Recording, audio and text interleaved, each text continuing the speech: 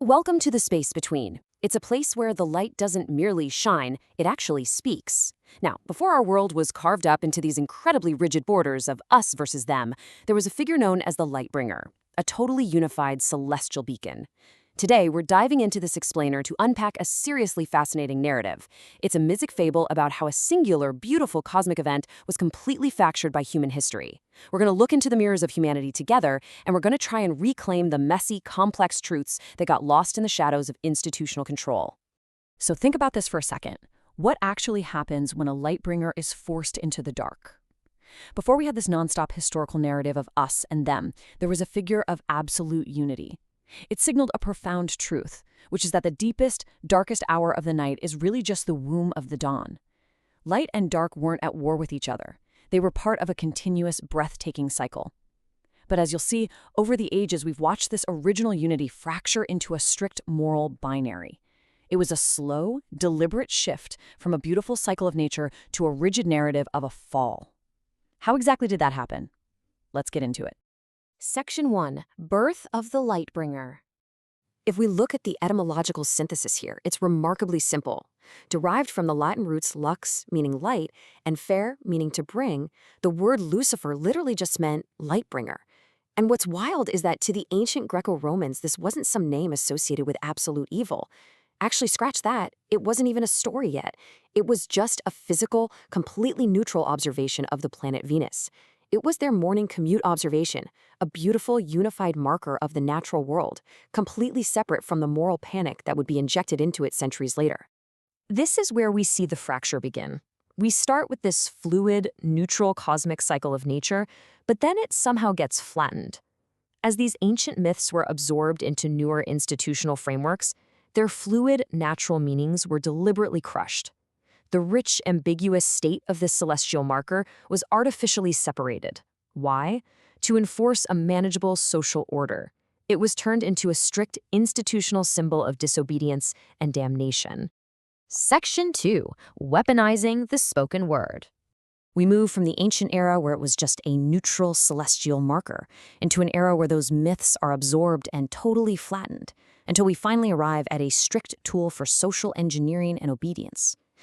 This right here is deliberate semantic drift over time. Institutional powers utilized a tactic we call linguistic narrowing. They took this complex transitional state of existence and replaced it with a highly simplified narrative of a fall.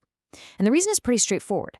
A simple narrative of disobedience is just far easier to use for social control than a messy cosmic truth. Semantic drift is an incredibly powerful tool.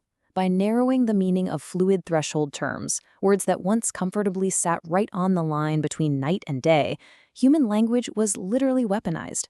Comparative philology actually shows us how institutions simplified the beautiful, messy reality of the human psyche into a highly controllable moral binary. They took those unified cosmic cycles and artificially sliced them into strict categories of good and evil, all to engineer a much more compliant society. Section 3. Integrating the Jungian shadow. Growth does not emerge from a state of artificial purity, but from recognizing that our highest potential is rooted in our unconscious struggles. Let's look at this through a Jungian psychological framework for a moment. Rigid binary thinking is actually incredibly damaging to us. It forces us to repress our natural, chaotic, dark impulses. And psychology tells us that repressing those aspects of ourselves leads to profound psychological fragmentation.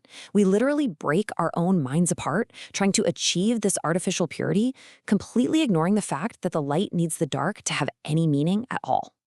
If we want to grow, we absolutely have to leave our lazy, binary comfort zones. The morning star acts as the ultimate archetype of the shadow here. It sits right on the threshold, embodying both transgression and grace at the exact same time. And yeah, that forces the human psyche into a state of intense discomfort and cognitive dissonance. Have you ever felt forced to hide your own messy, chaotic traits?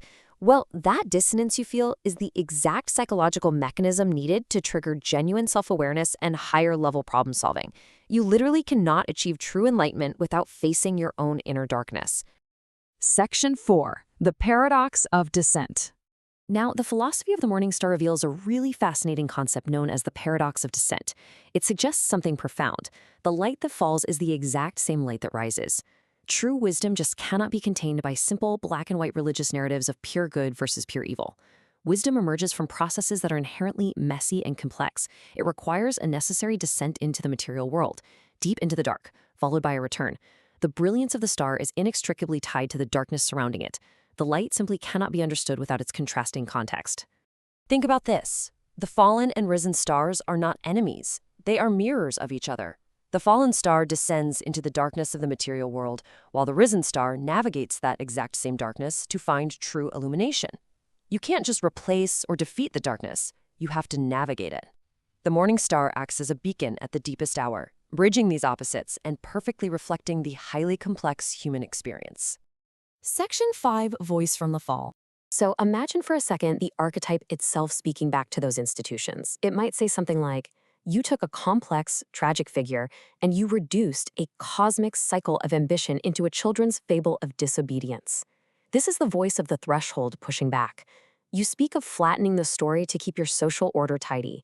You took the very roots of your language, lux and fur, and weaponized them, turning a natural gift of light into a brand of shame, just to keep your borders small and your people obedient. It is the ultimate mirror we refuse to look into. I am the paradox of dissent that proves your light has no meaning without the darkness I inhabit. Institutions fear this kind of uncontainable chaos. They project their own collective shadow onto this figure just to maintain a fragile illusion of purity. And yet, this archetype, existing perfectly in that ambiguous space between, remains the absolute only bridge we have left to the profound truth that has been repressed for centuries. We're going to leave you with this final provocation from the threshold. We've seen how language was weaponized to fracture a beautiful cosmic cycle into a tool for strict obedience. And we've seen how repressing our shadow leads straight to psychological fragmentation. So, if true illumination absolutely requires navigating the very darkness it seeks to transform, are you brave enough to look into the mirror of the falling star and face your own shadow?